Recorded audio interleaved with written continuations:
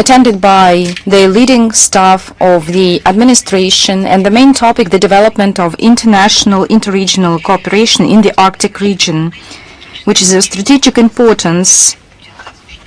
We'll listen to the reports of the working group of the governor of the Arkhangelsk region, Alexander Tsibulsky, and the recommendation to intensify participation of regions in a comprehensive exploration of the polar region. Moreover, the attendees will discuss cooperation of the regions with partners from Africa, and the relevant report will be delivered by the governor of the Novosibirsk region, Mr. Travnikov. On the 18th of December, under the presidency of the Minister of Foreign Affairs, Mr. Lavrov, a next meeting of the General Meeting of the United Party will be held.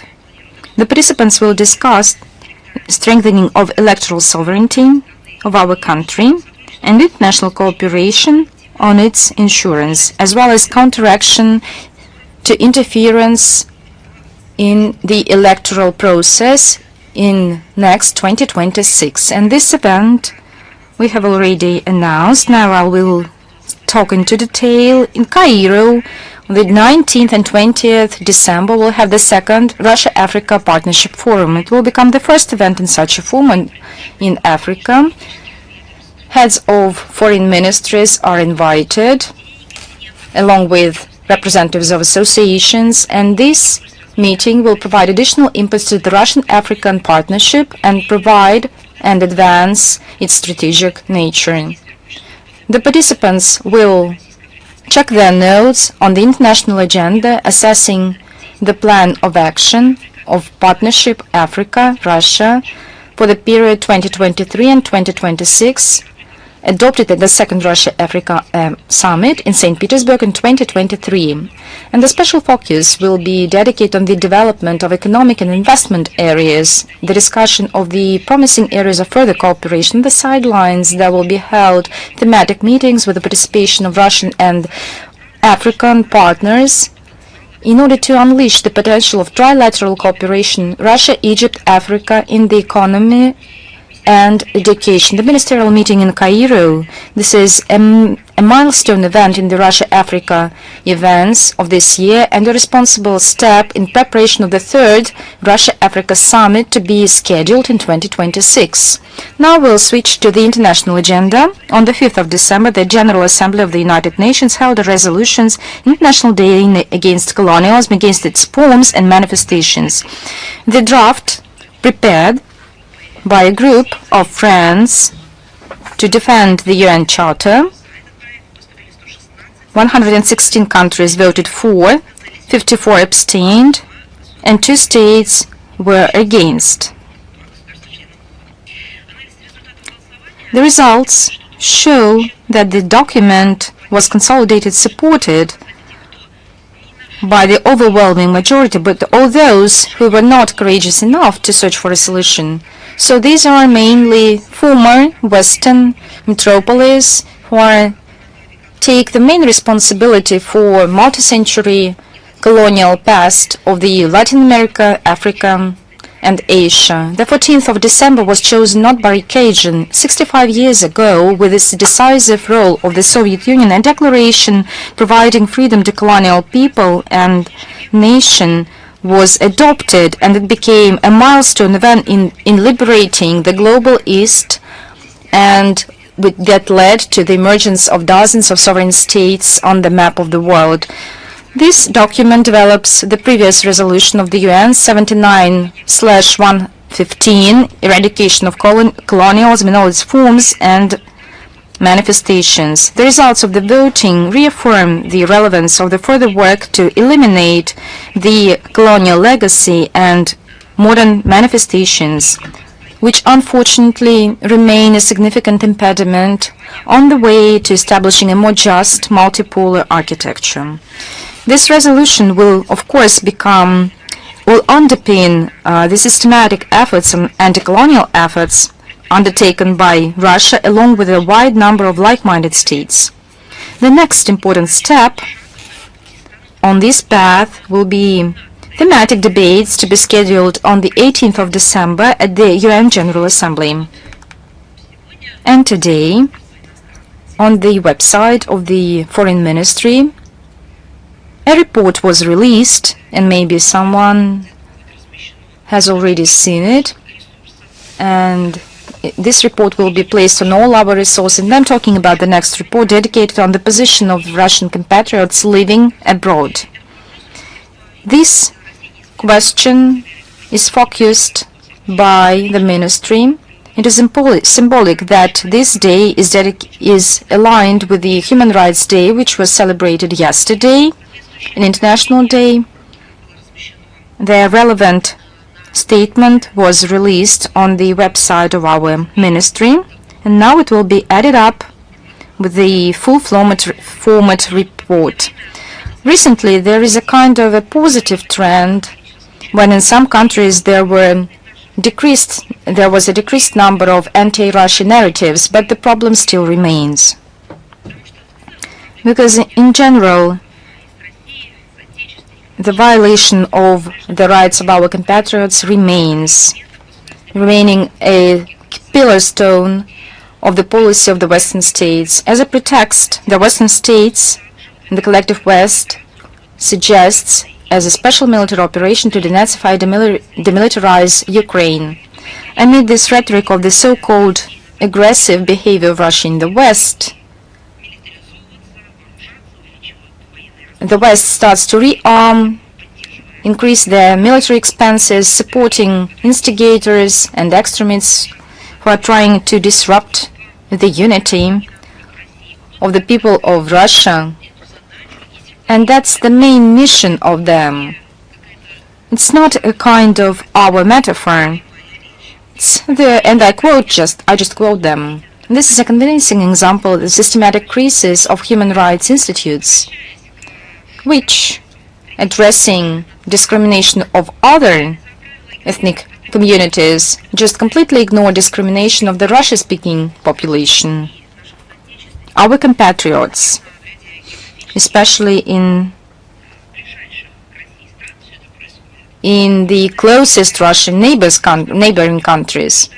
This reaffirms that the anti-Russia narrative is being viewed as a kind of permission for the most flagrant human rights violation and complete ignorance of the international law. And so we need to note that the report includes information on discrimination of the Russian compatriots living abroad, while the information about the state of deterioration of the Western regimes.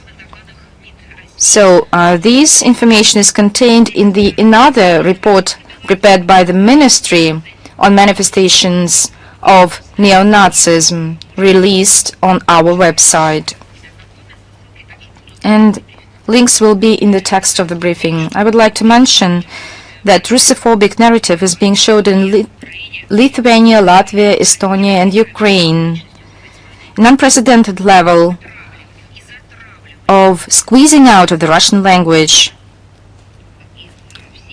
and the Russian-speaking people from the education, restricting this way the rights of their own citizens to get educated in their mother tongue. There were also fixed the first steps by the Balkan states in preparation of mass deportations, which affected the elderly as well.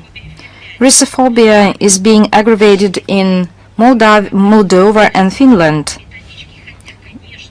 Of course, these guidelines used by the Baltic states and by Moldova are being sent by the regimes, and I'm talking about the Anglo-Saxon regimes.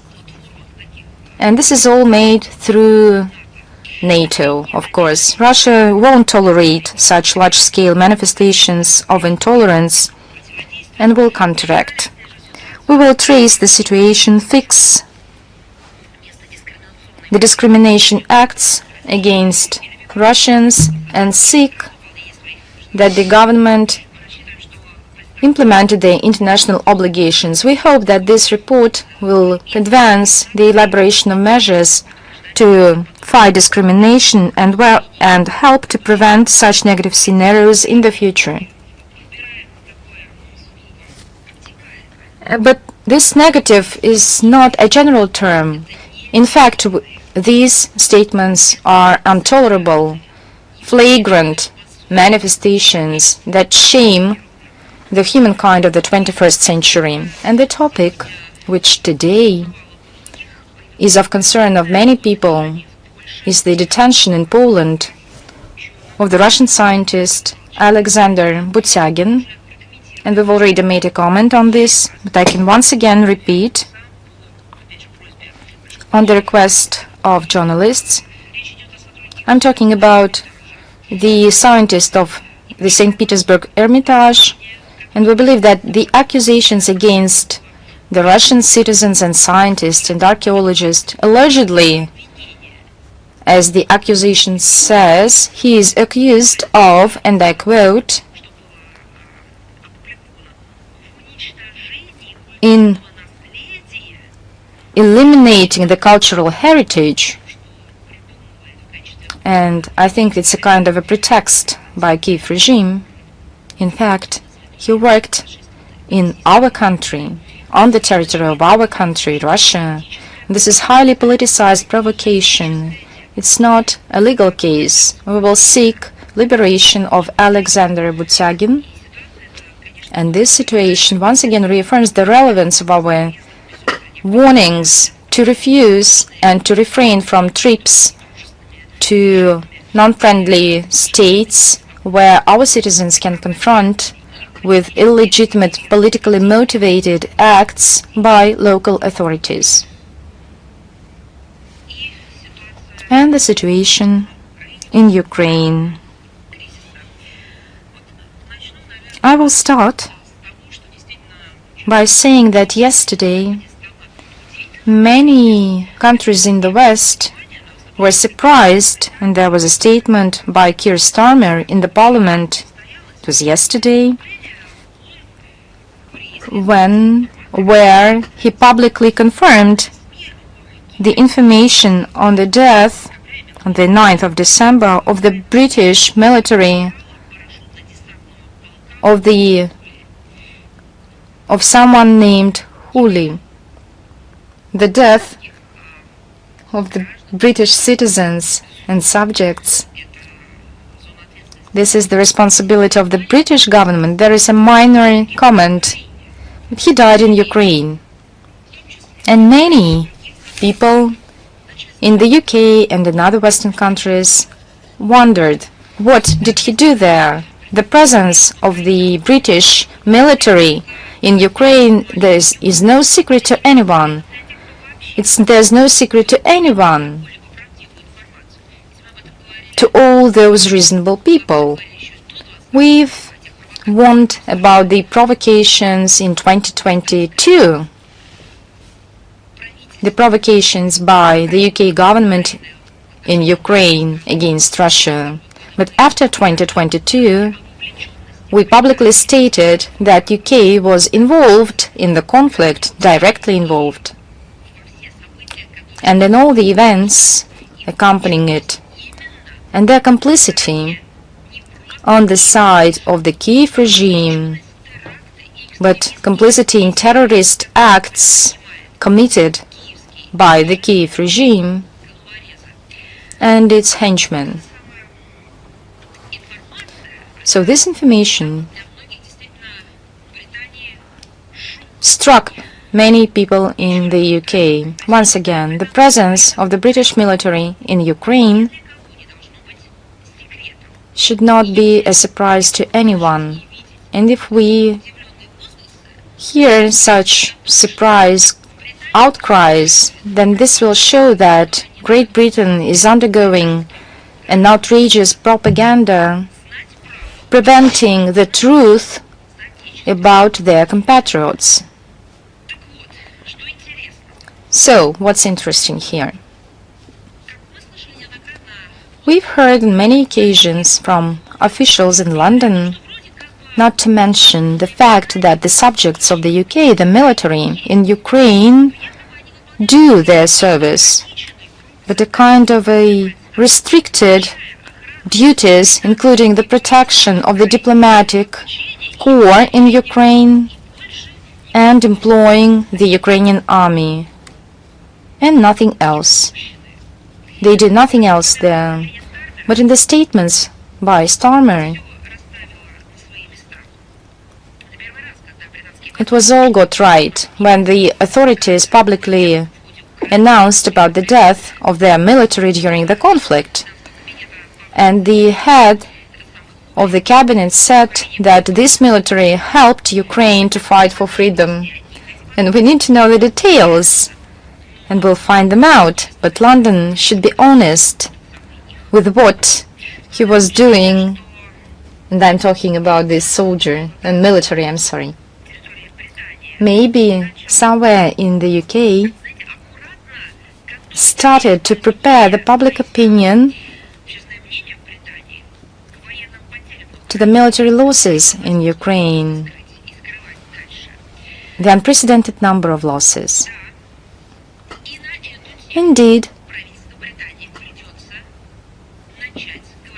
and the government of the United Kingdom will be compelled to speak about this topic with their own citizens.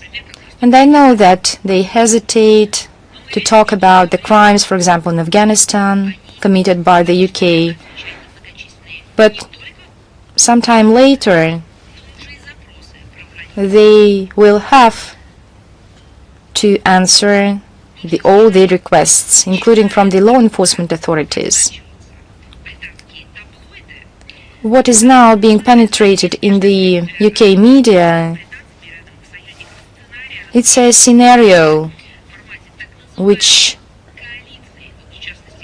was caused by the deployment of the military contingent in Ukraine, but in fact this is the occupation forces. What is interesting here that amid this, the UK mass media, and I quote, "The first British military officer was killed in the Ukrainian conflict." I would like to warn, just in case, the British journalists that it's not the first one. But what's interesting, how will the government sort it out? But that's not the first case. This criminal idea with a kind of coalition of desires, the whole responsibility will be put on London. Our position is well known. Any foreign army will be viewed as a legitimate target for the armed forces of the Russian Federation. And let the UK government not lie to its subjects and don't lie about those who are being sent there from the United Kingdom. Those who are sent there, they conduct direct instructions of the UK government in Ukraine. They commit acts of sabotage, terrorist acts, extremist tasks as well. And this is their job. And the mastermind is official London. And now we'll switch to some other aspects. In Ukraine, the Kiev neo-Nazi regime continues to commit war crimes and acts of terrorism against Russia. Within the last week, the Ukrainian shells and drones injured 65 people. 7 died, 58 injured, including 1 child. And I would like to cite some facts. In Belgorod region, on the 4th and 5th December, the Ukrainian drones in Graivoron, Shebekino, Borisovka, in Yekaterinovka, in Belyanka and Volchi settlement districts, the drones injured at least 15 civilians, including the head of administration of the Berezovsky settlement, Mr. Borisenko. On the 5th of December, the Kiev militants attempted an assassination on the head of the Electoral Commission, Mr. Lazarov, with a drone which attacked his car. Luckily, at that moment, there was no one in the car. The 8th of December, In the settlement Gora Podol, the drone injured a cyclist. In Bryansk region, December the 5th and the 6th, in the settlement Voronok and Mirsky, the drone injured 2 people. In DPR, December the 6th, because of the blast of the GP bomb in Gorlivka, a woman died, injuring a 19-year-old young boy and an 18-year-old girl. In Zaporizhia region, the 5th of December, the building of the Vasilyevsk hospital and an ambulance machine were destroyed. On the 6th of December, the attacks hit of the Vasilyevsk municipal region and injuring 3 people, damaging grid lines and gas pipeline. And a citizen from Vasilyevka suffered from the attack. LPR, on the 4th of December, the drone attacked the Svatovsk Central Hospital. The building is damaged, no one died, 1 received a blast injury. In Kherson region, in Novaya Mayachka settlement, 2 people died, 2 men, and the elderly woman was injured.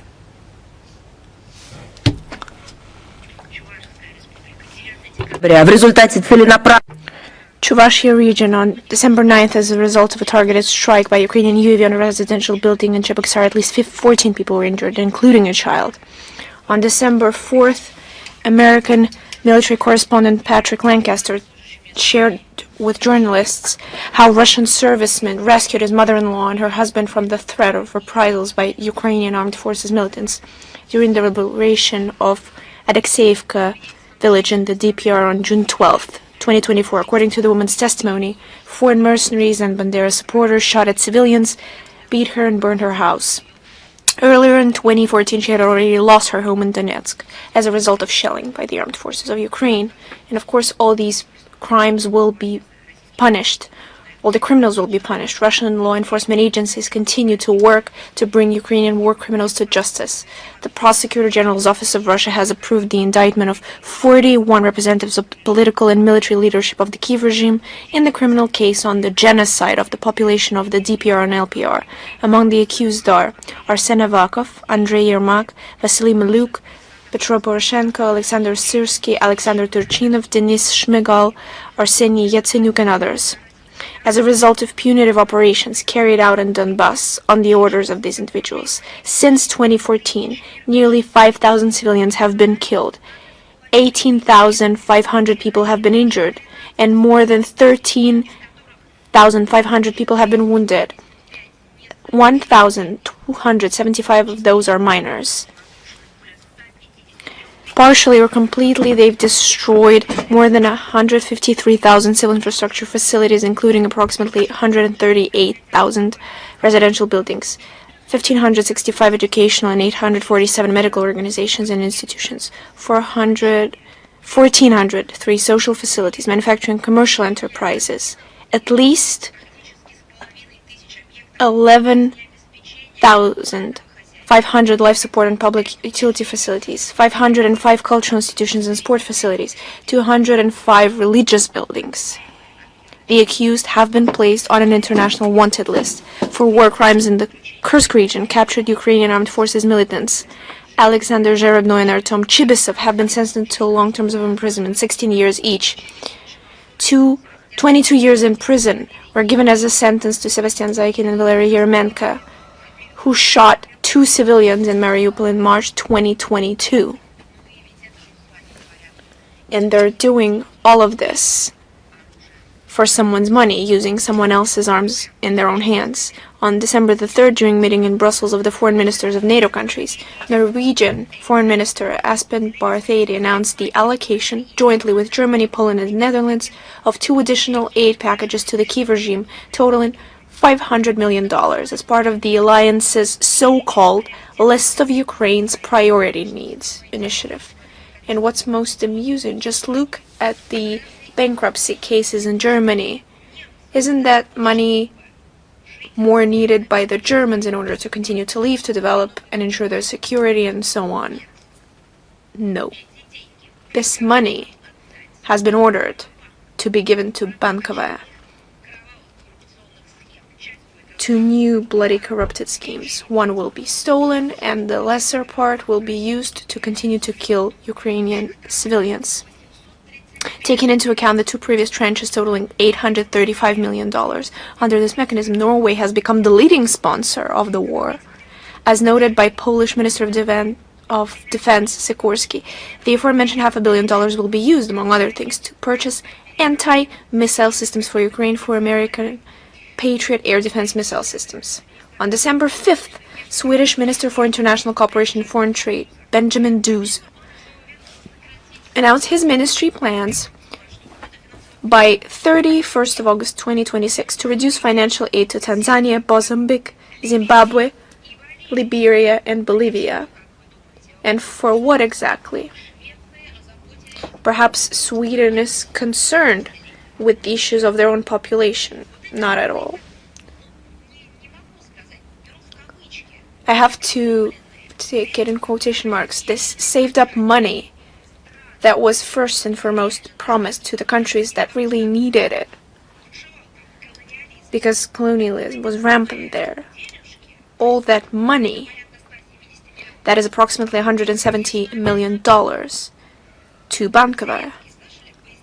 Did you hear? Zelensky ran out again, so they need to refuel him. And at the same time, Stockholm even intends to close the embassies in at least 3 of the countries mentioned. And why exactly? Because they need to send even more money to sponsor killings of Ukrainian citizens. They will do anything in order to support the corrupted Kyiv regime. And why? Well, probably because the Bankova regime has been hinting to all the sponsors that they have information about their real involvement in their affairs. That's how they've covered for terrorist acts and extremists, how they've stomped on the very definition of human rights, freedom, and democracy, sponsoring killings by the Kyiv regime of those they consider their own citizens. The prohibition of the language that is the maternal language for millions, and other signs of inhumane treatment. And of course, once again, there is the pertinent issue of the presidential elections in Ukraine. How is that going to go? You see, even the US President Donald Trump mentioned to Politico on December 8th this year that the Kyiv regime, direct quote, is using the war to avoid holding elections. That's just admitting the obvious. Another quote, I think now is the time to hold them. The Ukrainian people should have that choice. They have been talking about democracy for a long time, but this is no longer democracy, said Mr. Trump. On December 10th this year, Zelensky responded by stating his readiness for elections, conditional. Can you imagine? He's even posing conditions. Conditional on the elections being held during martial law with the introduction of appropriate amendments to the current legislation of Ukraine, as well as the United States and Europe ensuring the security of the electoral process. Can you imagine? I am surprised that Mr. Zelensky did not demand that Brussels or the European Commission to change the law of European states so that he could have more comfort in holding the elections in Europe. That's unprecedented. That in order to hold the elections in a sovereign state, in an independent state, they followed the demands of other sovereign states to provide for such conditions. I want to understand if there was such call for assistance for the much loved by the West and the Kyiv regime to the OSCE that is aimed at controlling the elections, or other monitoring organizations and structures specializing in observing, who are supposed to assist, fix, and perhaps provide assistance on request of certain states. That would be understandable. But I can hardly imagine if they had enough audacity, but they probably would have enough audacity to ask for money for these elections. Perhaps that's still coming, considering the sums they've already received. Perhaps that's enough to print the papers with boxes to tick them during the election. But to demand from their own mentors, from sovereign states, to provide these conditions in Ukraine to hold the elections, that's something totally unprecedented. Zelensky clearly wants to remain in power, that's clear, but at the same time, no one has any doubt that he has zero chance of being legally re-elected. He can only win by using the very well tested by the West so-called Moldovan scenario involving voters from among representatives of the Ukrainian diaspora living in Europe, the US, Canada, and other countries. That's the international carousel that has already been tested.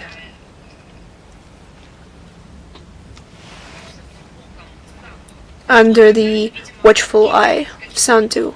Perhaps something similar or something improved is planned by Zelensky in order to use it in the Ukrainian territory. According to available information, Zelensky discussed this option at a meeting with the head of the World Congress of Ukrainians, recognized in Russia as an undesirable organization, Paul Grod, during his stay in New York in September this year, at the high-level week of the 80th session of the UN General Assembly.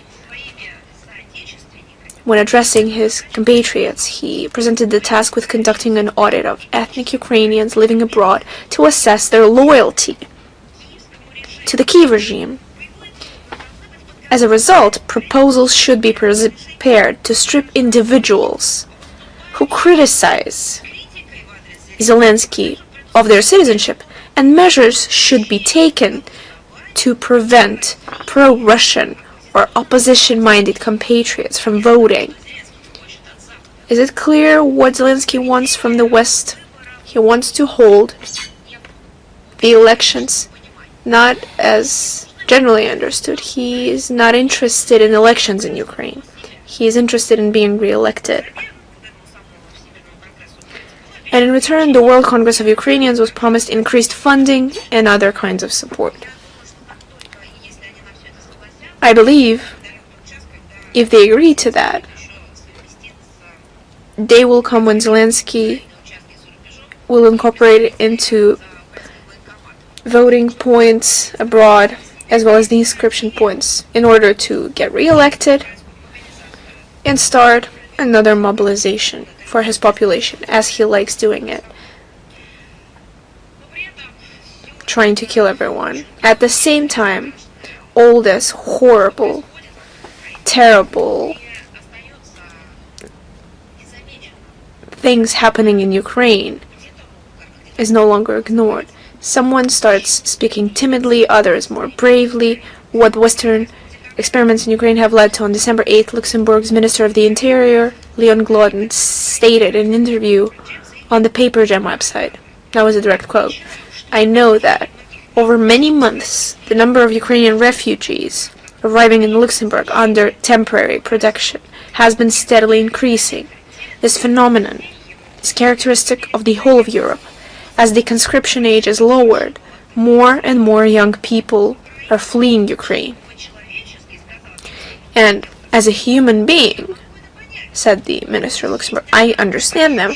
However, there's a sense of strangeness because on the one hand," said the representative of Luxembourg, "we're sending weapons and money to Ukraine so that it can defend itself. And on the other hand, people are fleeing from there.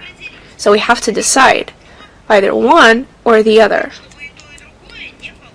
It won't work to do both." End of quote. So gradually, perhaps at a different speed, but they're finally getting the idea that the arms and money they keep supplying to the Kyiv regime are not exactly reaching the target. And the people who Zelensky uses to hide as a pretext when asking for money and arms for the West have no desire to fight whatsoever. And the only way to combine the arms they receive with these people is to start the conscription forcefully. So someone in the West is finally starting to guess the true nature of this scheme. Maybe not guess, but just voice it aloud. And it is unclear whether this statement is intended to prepare public opinion for the curtailment of aid to Ukraine or for the cancellation of temporary protection status for men of conscription age. However, it's obvious that 6 months ago it would have been unthinkable to hear anything like this from a member of the government of Luxembourg. They used to repeat as a mantra that this is the moment of truth on the protection of rights of Ukrainian citizens, and the Luxembourg authorities have consistently made a bet on nothing but supporting Kiev at any price as much as necessary. And now, bit by bit, as they understand exactly where Ukraine has been led, actually they don't care for that, where they have led themselves, and whether Ukraine is pulling them, and that is the very bottom. Now there are very careful attempts of asking questions. Meanwhile, Ukraine is showcasing the growth of Nazism, evidence of the commitment of modern Bandera followers to Nazi and basically satanic ideology continues to multiply. On December 6, Ukrainian public figures published a message about the installation of a memorial sign in Uzhhorod to the 128th Brigade of the Armed Forces of Ukraine, with its chevron placed on the pedestal with the emblem of the Wehrmacht 1st Mountain Infantry Division Edelweiss and two crossed Hutzel axes. After analyzing the social media accounts of the members of the volunteer unit of the Armed Forces of Ukraine, Freikorps, operating in the Kharkiv direction, journalists discovered that they are followers of Satanism and neo-paganism. In photos posted online, the militants pose with the corresponding symbols and attributes, and this is yet another testament to the neo-Nazis' commitment to misanthropic ideology. And I've already mentioned a few words, but we continue to speak about this regularly on the mobilization campaign in Ukraine and on the lowering of conscription age. Zelensky's regime is pursuing a policy of tightening the mobilization campaign. On December 2nd this year, Fyodor Venislavsky, a member of the Verkhovna Rada, announced that parliamentarians intend to return to consideration of the bill on repressive measures against draft dodgers, which did not receive support in 2024. In particular, they propose that Ukrainians who fail to report to those centers of conscription or who live military units without permission should have their bank accounts blocked and be prohibited from driving. To be fair, I believe this should be labeled as the warming up of what we've seen in reality, because they get beaten up to death, especially those who do not want willingly to lay their lives. Further, Venislavsky made it clear that in the interests of returning territories, measures are being developed to involve the population, including women, in national resistance and universal military training. It is no surprise that against this backdrop, the Kiev regime's attempt to lure young people into contract service in the army resulted in failure. On December 1st, Reuters reported that only a few dozen volunteers, so-called volunteers, had joined the ranks of the armed forces. They have no desire to fight, but no one is listening to them. Neither the Ukrainian mass media nor the Western ones. The people of Ukraine would speak their truth if they were given the chance. They've understood how they were led astray, how they were led into this bloodbath. Perhaps it's hard to admit, but it's clear they no longer want to fight. They understand that they were sold, they were betrayed in the most horrible, disgusting way, because they were lied to when they were promised peace, and they did not follow it blindly, but that's what they signed their names under by choosing the absolute non-professional Zelensky. They had nothing in mind but peace, perhaps equal rights in the society. These simple headlines he used, that we should live fairly, we should work, everyone has the right to speak their own language. Those are the general ideals and values. That's what they've responded to in Ukraine back in the day. How he was on his knees in front of Ukrainians, apologizing for the crimes of previous leaders. I don't even know exactly what he has to do now in order to apologize for the crimes. First of all, in front of his own Ukrainian people, and all these results, as they say in Ukraine, of attraction to the contract service or mobilization, it's nothing but an outflux of population in Ukraine that speaks of nothing but the fact that the Ukrainian people finally realized what has been done to them. Those who claim to be their mentors, their representatives, hide their relatives and children as far as possible, putting them in Germany, in the UK, the US, Canada, and so on. Just take a look. It's all clear in exact examples. Nothing is said without confirmation by digits, references to the quotes, and so on. So 11 contractors, from which 4 were injured. This is 36%. 3 left, disappeared, and 18%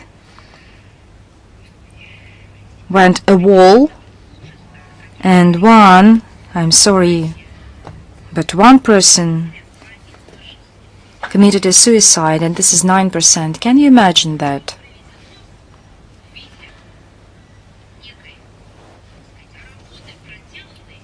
That's the report of their work and the report on attracting to civil service, to the contract service. The manpower shortage for the Kiev regime can become much more worsening. What can be more deteriorating?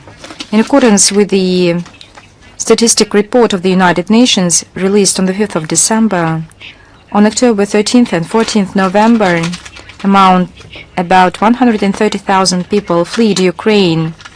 Compared to the previous 9 months, and 166,000 persons, most of them are young people aged 25 and younger. And I think that the response is one. They love Ukraine. They want to speak Ukrainian. They know Russian and Ukrainian. What's the reason? No. They are patriots, but what makes them flee? I think they don't want to die. No, they are ready to die, but they do not want to become victims of Zelensky's corruption. They do not want to die for the Zelensky and the whole Hill family and all his closest allies and friends filled up their pockets. That's what they do not want to see. That's why they flee. We can talk a lot about that. If you love your country, you go and defend its interests. But it's not about this. The matter is that the citizens of Ukraine woke up to the idea that they were betrayed in a very flagrant way, and no one on the bunker is going to stop. And the population is becoming more and more discontent with forced mobilization. People show hatred towards the military units, to the policemen. They even try to fight in order to liberate their recruits. They hit the cars of the so-called Territorial Center for Recruitment Very often they use cold and sometimes light weapons to liberate the recruits. Yes, for us, we view them as opponents and rivals.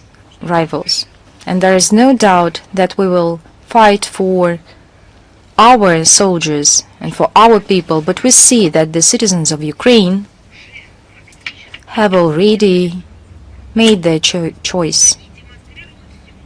They show and say publicly that they are ready at any means, especially in view of the fact that they won't be able to say it in public, to say that they do not tolerate such an attitude from the regime of Zelensky, which occupied Ukraine. And he is not alone. It's not just a group of Zelensky, plus Medic and his allies.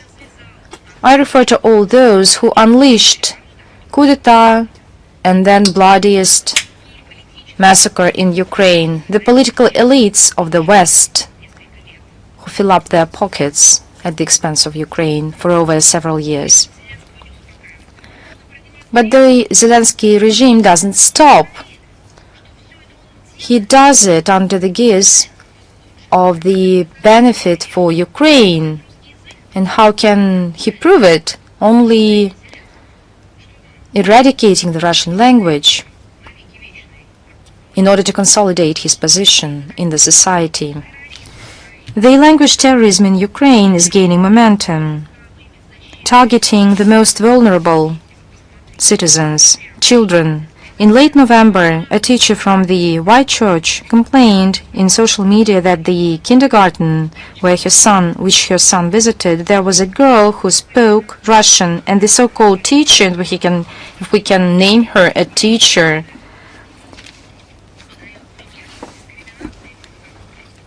discriminates, came to the kindergarten and started bullying the child.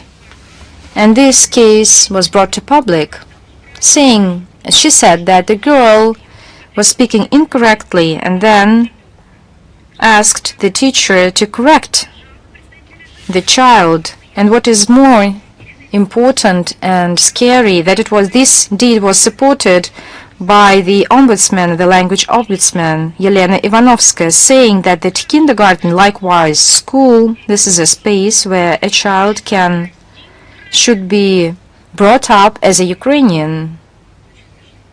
And that's ridiculous and scary at the same time.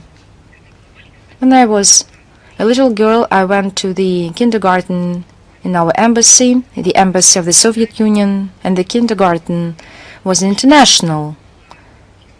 Likewise, the school. And many other children from other countries visited this kindergarten, including Cuba, Bulgaria, Yugoslavia, back then this country existed, the Polish children from various countries. A real international class and group in the kindergarten. And right now I'm struck by the idea that if anyone could have said back then that the kindergarten or a school, this is a space where a child should be brought up in some ethnic minority, as a representative of some ethnic minority. No way, there was no way for that. There were evenings, holidays, and just kind of performances on the occasion of the New Year. Different events were hosted in the kindergarten for all the kids. And back then, for the kids from the Soviet Union, and right now for the kids from Russia, the ethnic and cultural diversity has always been highlighted.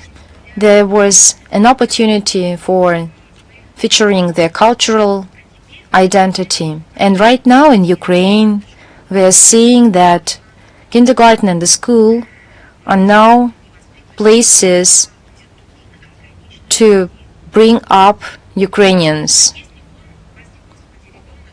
But if it turns out that this kid is of other nationality, so what's the way out? But they answered. They just overnight included all Russia-speaking citizens into non-Ukrainians, so they rule the destiny of children of other nationalities. That's not a kind of a person who is This was committed by a person, official representative of the government of Ukraine. Of course, we can admit some mistakes. They could have said that everybody misinterpreted the situation, or just admit the fault, or just try to correct it. But here we don't see any acts. This is a nationalist policy, what we are seeing in the government of the Kiev regime. Another cynical example with a girl who was deprived of the present on the Saint Nicholas Day because of speaking Russian. But back then these posts were deleted and the local authorities denied this fact. But I don't know whether this happened or not, but the matter is that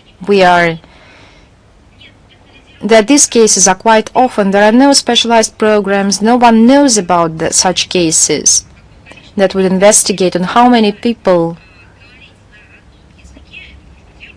want to speak Russian language or other languages. But unfortunately, they do not have not even an opportunity, but even bullied for this. But in due account that discrimination of the Russian-speaking population is a systematic policy conducted by Ukraine, dictated from above, such cases, some of them, let me repeat, are confirmed, others are refuted, but everyone knows that this is a part of the current policy of the Ukrainian government. And what's the most absurd and striking topic, it's the case with the abducted, as they put it, children from Ukraine. Yelena Zelenskaya on international fora advances the topic that it's a kind of invented story on abducted children, Ukrainian children, describing their sufferings, their occupation, that they're being deprived of their self-identity. In fact, the main enemy of all Ukrainians, including the minor, this is the anti-people regime of Zelensky and him personally. So the tutors, bloggers, the so-called linguistic activists bully and insult the Russian-speaking children with impunity, labeling them as incorrect and requiring and demanding on somewhat correction, and this is the Nazi ideology. This is the replacement of the language identity, forced replacement.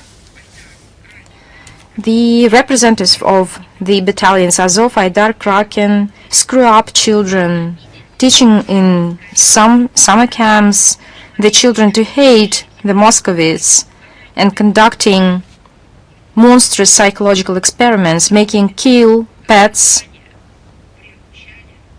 their own pets, in order to incite the lowest feelings in children. And that's the kind of identity imposed by the regime, the Zelensky regime.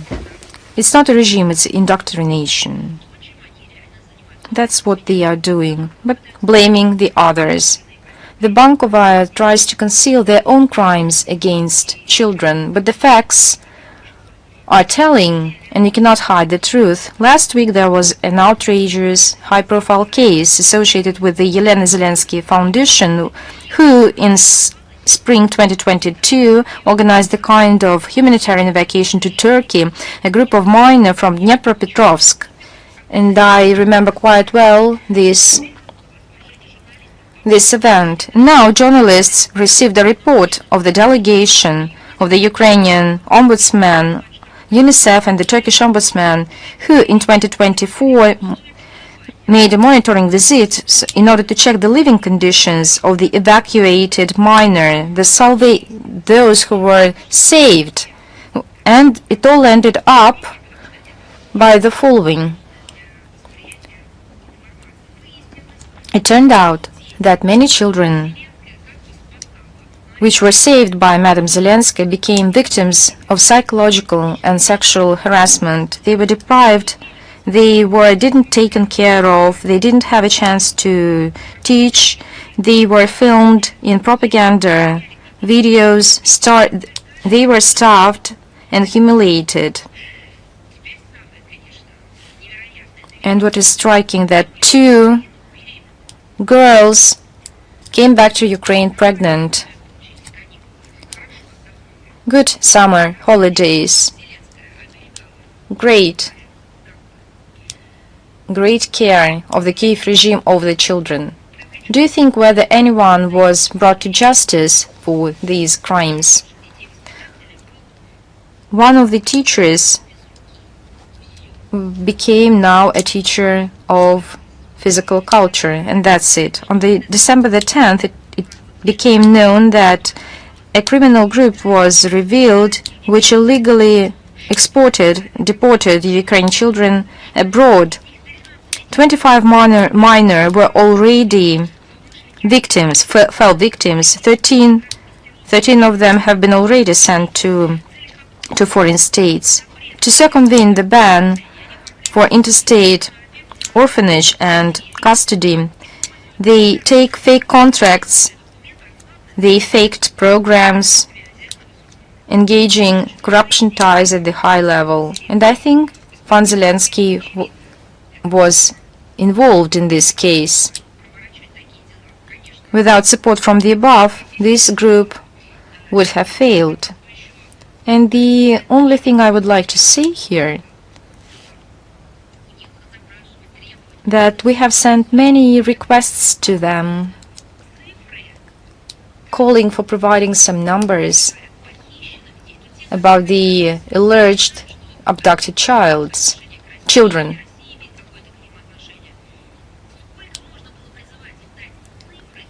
We've asked them on many occasions to confirm the data with the figures. In fact, on international fora, Ukraine outcried that it's about 100 million, or at least hundreds people. But then the number were changed. But in fact, they speak about 1,000 people. But we knew only about 139 children. And a lot of information was unconfirmed as a result.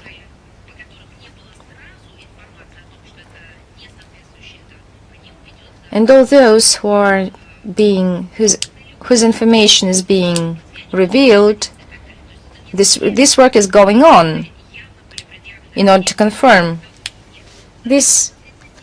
The evidence that was provided by Ukraine is not a real evidence.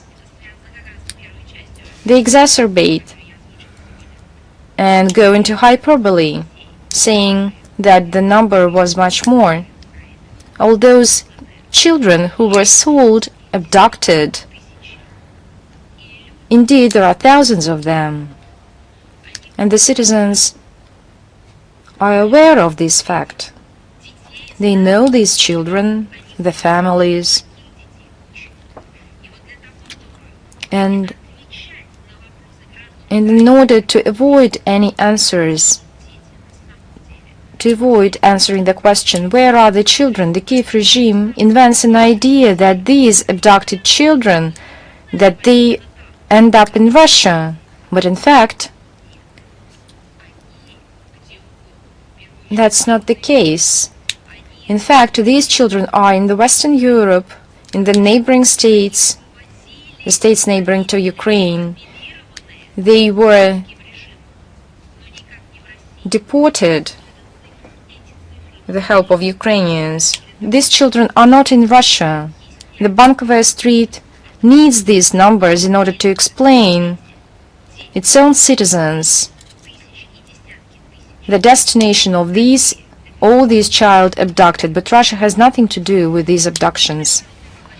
Neither human rights organizations nor leaders of Western countries or NGOs don't pay any attention, do not concern about the destiny of the child. There were a lot of examples.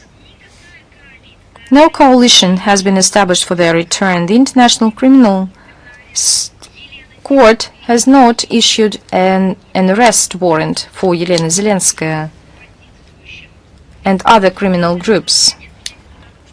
This silence says that neither Kiev regime nor its Kiev curators, are interested only in one thing. The first, to distort attention from the battlefield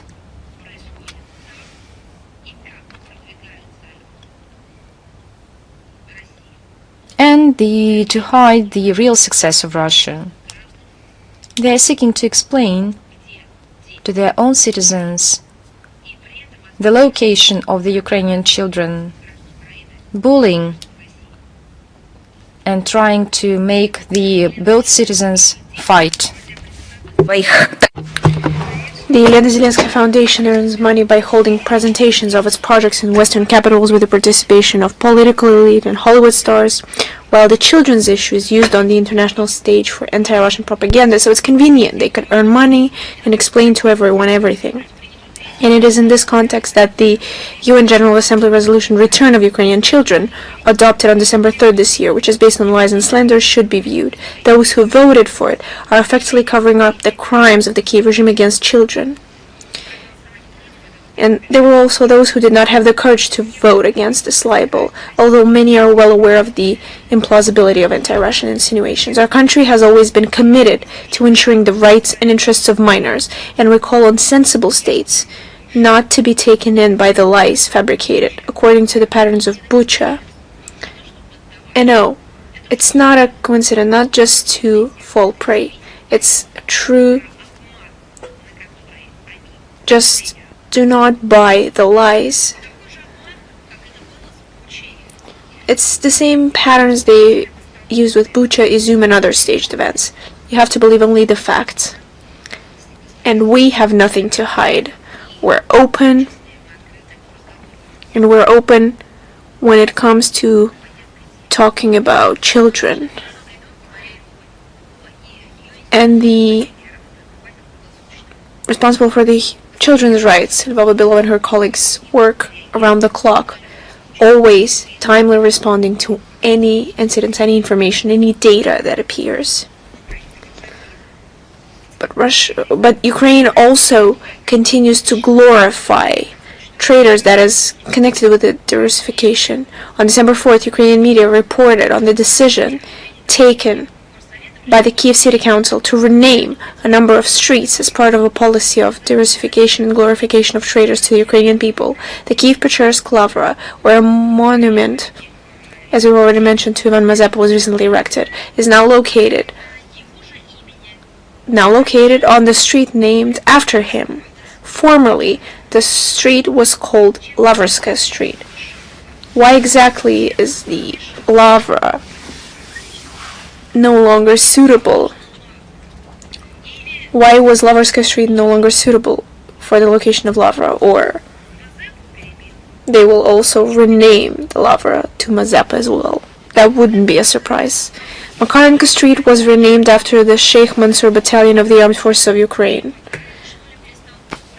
Makarenko is no longer Ukrainian, or what?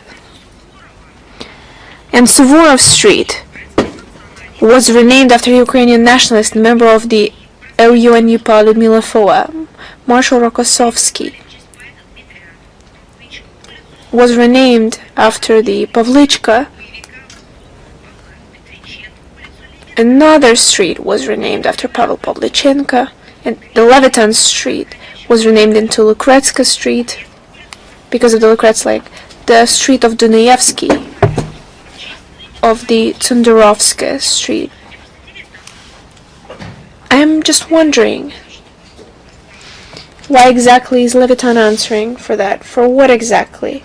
I'd like to just understand the logic. Is something wrong with Levitan's nationality? And the street of Suleiman Stalsky of Dagestan's poet was renamed as well. Everyone knows who Suleiman Stalsky is. And you can easily know as well, looking into his poetic heritage. Who is Igor Yukhnovsky? I can give you a hint.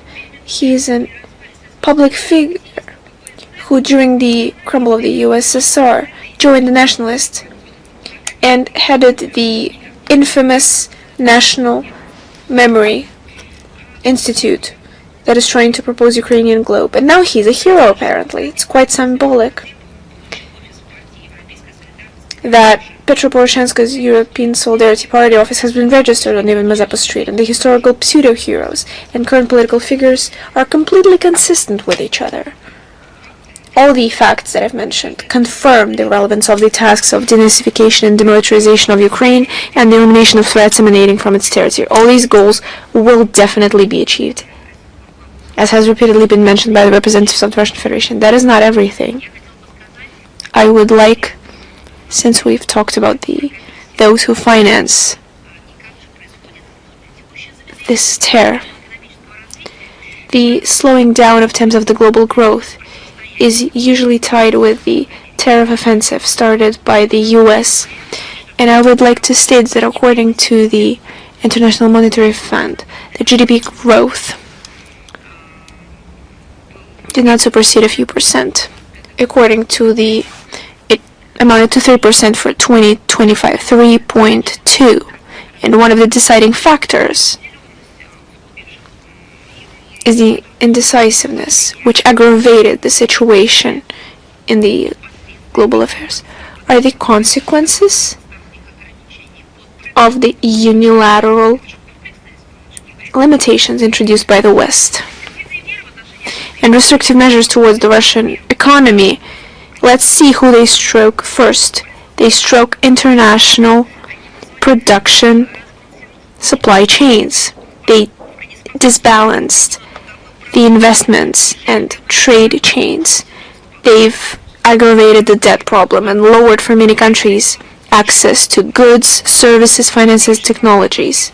And it's worth pointing out that the negative effects are continuously felt by those who use them in their own geopolitical interests. The growth of economy of developed countries, according to the IMF, in 2024 did not supersede the level of 1.8%.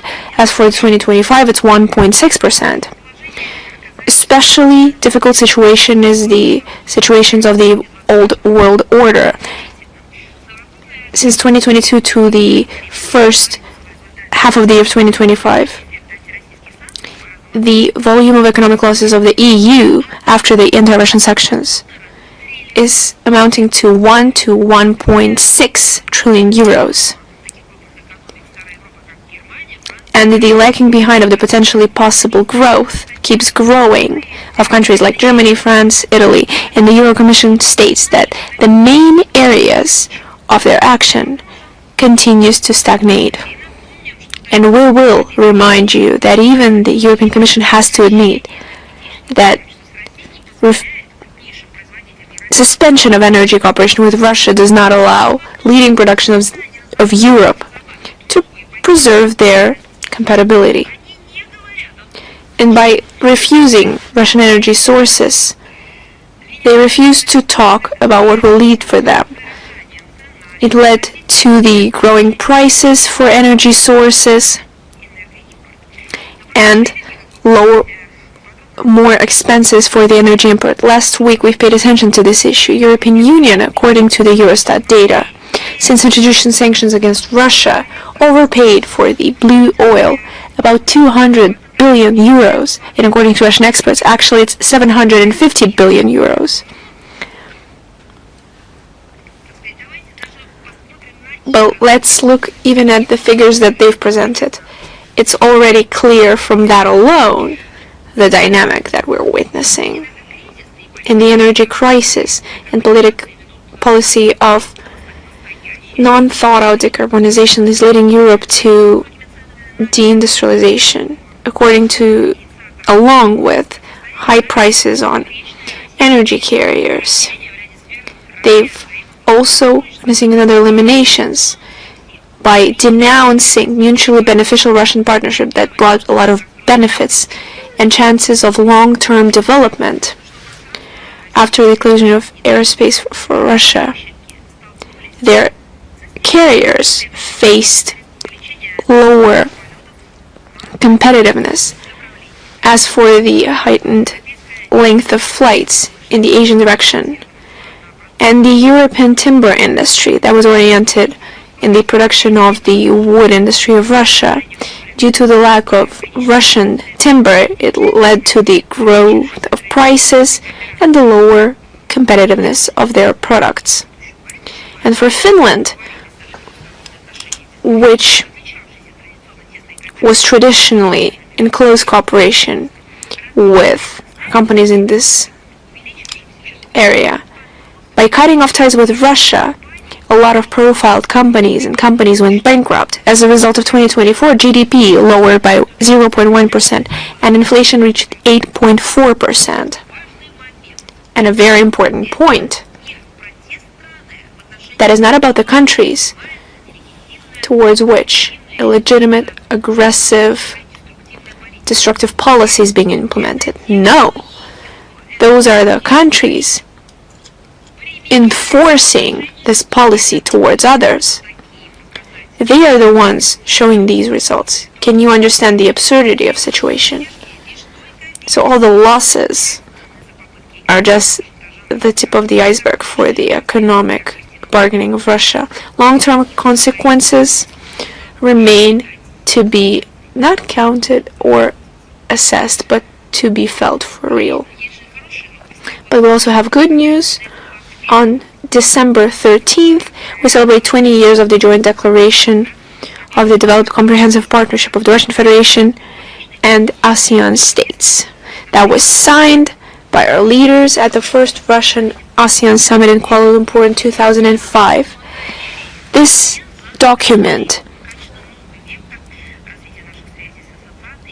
decided the very important area of development of our connections with the association, as well as laying the basic principles and orientations of the Russian-ASEAN relations. And the 35 years of our bilateral relations will be celebrated next year. And because of this event, our Minister of Foreign Affairs, Mr. Lavrov, sent the well wishes to our ASEAN colleagues. We especially point out the input of Malaysia, which was the president in ASEAN in 2005, as well as our Singapore coordinators of Russian-ASEAN dialogue in preparing and adoption of the joint declaration, which truly decided our partnership and allowed it to reach a strategic level at another summit in Singapore 2018. Association remains our ally and strong partner, and despite the external pressure, we not only preserve the positive dynamic of relations, but we also continue to develop mutually beneficial cooperation that will allow us to fully implement the potential of Russian-Asian cooperation. We've received a lot of questions to comment on the situation on the Thailand-Cambodia border. Russia has traditionally been tied of traditionally friendly and cooperation relations with Thailand and Cambodia, which is why we're seriously concerned with another escalation of the offensive at the border between these two friendly states of Russia by using arms. We ask both states to follow the deterrence in order to avoid civilian casualties. We call for a ceasefire and to fully resolve the conflict, including the articles of the joint declaration that was signed on the sidelines of the ASEAN summit in Kuala Lumpur on October 26th. We call on both states to resolve the conflict with peaceful measures. We have to constate that the territorial disagreements are the result of the long-term colonial policy of the West. We have to follow the spirit of unity and solidarity in order to overcome historical disagreements. And of course, I have no right but to follow my own calling and your calling and to comment on my favorite topic of highly likely. On October 4th, the UK published another tome of the comic detective, but I have to say what it's called. A 178-page final report on the public investigation of the death of a British citizen, subject of this country, Don Sturgis, in July 2018. Yes, that case in Amesbury where supposedly, after the poisoning substance Novichok that occurred. As we supposed from the beginning, this was a core process, and please do not succumb to temptation and believe that in a public investigation there's any publicity. It's the exact opposite in the British. It's all behind the closed doors. This quasi-court process was started and was used by the British establishment in order to preserve in the public opinion the baseless anti-Russian version of the events, according to which the death of Ms. Sturgis is directly tied with the Skripal's affair, is another provocation around the former employee of Sergei Skripal and his daughter Julia in March 2018, where in Salisbury, which is a neighboring town of Amesbury, it happened. And it's hard to say exactly what happened, because Britain's version, this is the version of tabloids that was fed by British officials, but what truly happened remains a secret, where they are, what happened to them. But we were also told about Novichok and so on and so forth. So the order of the British court was pretty obvious, but it's still senseless. All the responsibility automatically, without any kind of rebuttal, is laid on Russia or on the so-called agents that supposedly acted from the personal approval of the President Putin. And at the same time, London announced the introduction of sanctions against the General Office of the General Headquarters of the Armed Forces of Russia, and supposedly 11 Russian citizens tied to it. They needed a pretext, you got it right, to start another anti-Russian story, hysteria campaign, whatever you want to call it. All these myths, Amesbury, Salisbury, whatever they've cooked up. There are long-term resources that is being strained out in time, that is used by the Britain in order to glorify or explain whatever they plan to do against Russia or their own citizens even. And of course we reserve the right for countermeasures. To further showcase the cynicism of the situation, I'd like to remind that the British authorities refused any kind of cooperation with Russian relevant agencies in investigating the incident, including the samples of the substance that they claim was used to poison Skripals and then Ms. Sturgis died from. Russia's embassy in London sent to the Foreign Office over 60 diplomatic notes with a large list of questions, and most of those remain without an answer, and most of those just received a classical write-off. We could also remind that how English knocked on the doors of all the EU member states, and without any proof stated or what they claimed to be the evidence, and it was published on mass media, turned out to be a PowerPoint of a first grader. It just stated they did it because they could do it and because they've already done it before. Who did it? What are the details? What was used? What is it called? What kind of laboratory research was done? No information. Just a few arrows. There were from 5 to 10 slides. Just a school PowerPoint. And not in order to educate, but I mean a school PowerPoint where elementary students prepare a PowerPoint. And then, when this PowerPoint was shown in the British Embassy here, forwarded this PowerPoint to their colleagues from other embassies, a lot followed London's lead, although others decided not to do it. But in private, we asked those who joined that action of sending the Russian diplomats on the expulsion of Russian diplomats.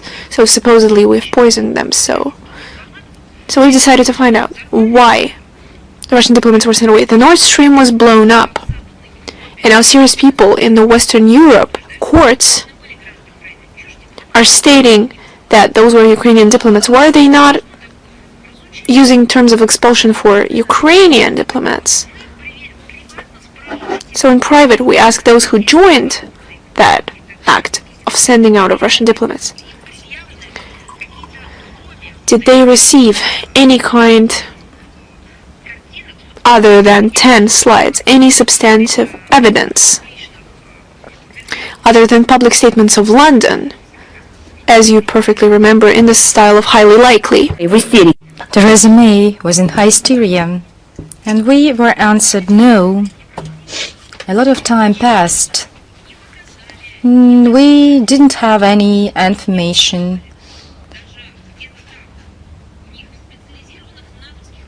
In the special NATO labs, they didn't reveal this information. This is another lies of Great Britain, the lies to its own allies. A politicized and non-transparent character of this so-called public investigation proves that London was not interested in a just and unbiased investigation. The special services of the UK and politicians of all kinds are striking and jungling with these anti-Russia examples of Russian aggression. And the UK started to wind up the sanction mechanism, blaming Russia with arsons and other terrorist acts. And I think this was masterminded with the main purpose to inflict damage on the international standing of Russia, inventing some other myths about the leadership of Russia. The timelines is worth mentioning. London right now is thinking over how can it meddle in the peaceful process.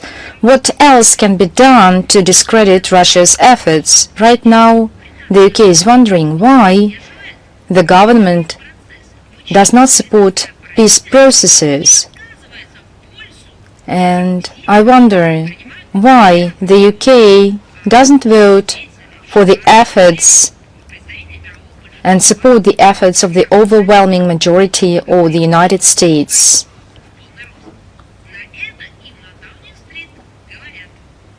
And the only answer is we cannot support Russia because Russia was doing bad things with us. It's a very simple fake game, but for a long-term basis. No justice reigns in the UK. There was an interesting chain of events and protests and demonstrations in terms of civil society. Foreign Ministry on the 5th of December, the National Center held a 5th forum We Are Together, and the meeting was held in the International Association of Volunteers and Non-Profit Organizations, Kindness. The initiative was submitted by volunteers of CIS and supported by the President of the Russian Federation, Vladimir Putin. The establishment of association is lined up with the declaration by the UN of the International Year of Volunteers. The participation in the session of these volunteer organizations was attended by representatives of Brazil, India, Kazakhstan, Russia, of course, Tajikistan, Uzbekistan, South Africa. The initiative became a result of a multi-year efforts of making this space of volunteering.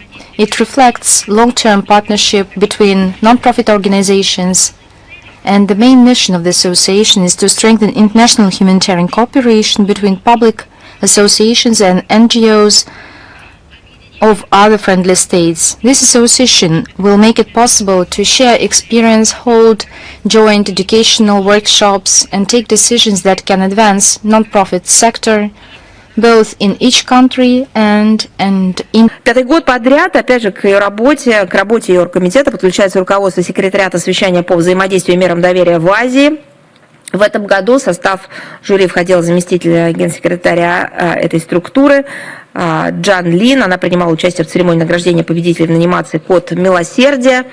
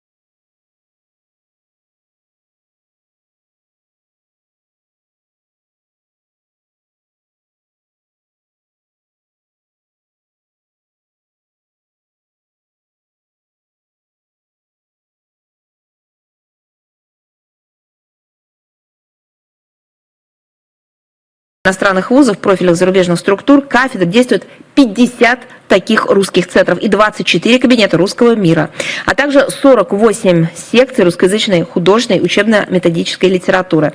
В текущем году, накануне визита президента Российской Федерации в Индию 15 ноября, был также официально открыт первый русский центр на земле Индии, напомню, в штате Керала, города Тривандру.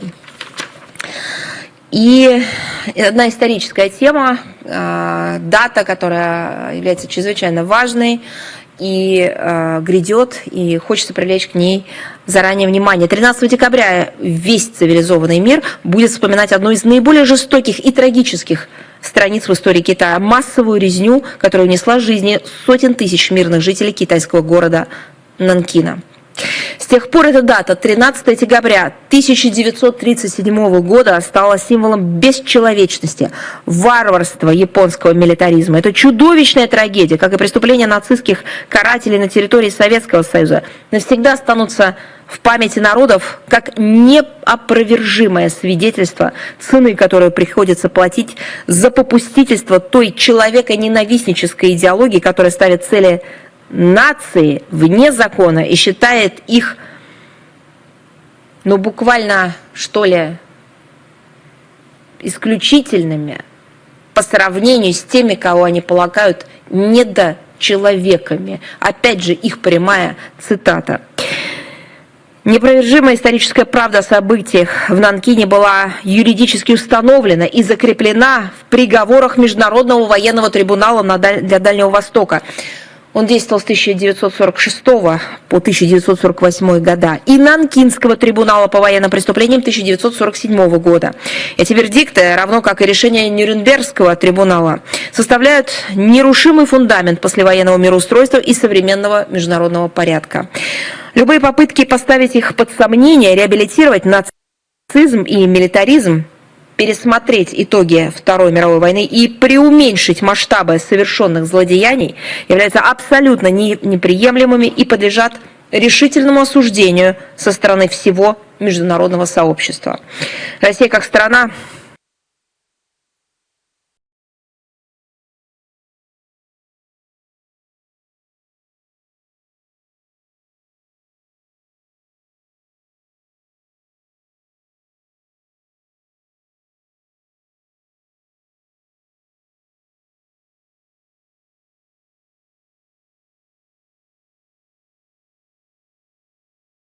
Mr. Lavrov will hold the 45th meeting of the entities